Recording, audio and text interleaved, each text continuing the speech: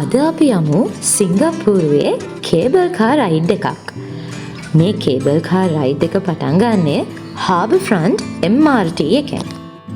Ticket අරගෙන අපි යන්න ඕනේ කේබල් කාර් වලට නගින තැනට.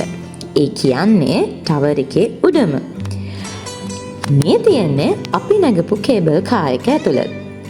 පුංචි කෝච්චි පෙට්ටියක් වගේ.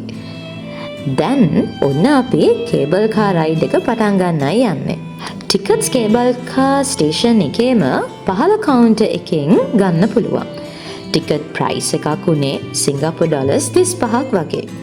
ඒ කියන්නේ ලංකාවේ සල්ලි වලින් රුපියල් 8000ක් වගේ. මේ ටිකට් එක යන්නයි එන්නයි දෙකටම තමයි අපි ගන්නෙ.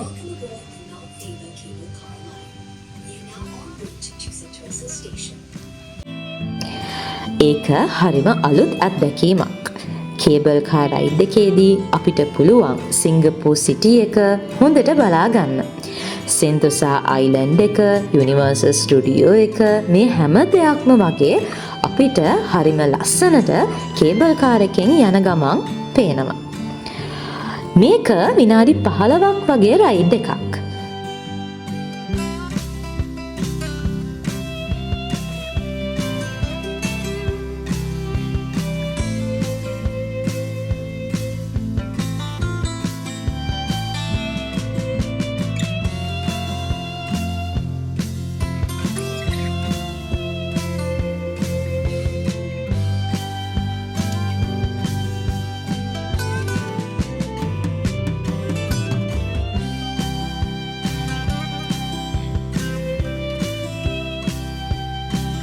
ඔන්න දැන් අපේ රයිඩ් එක ඉවරයි.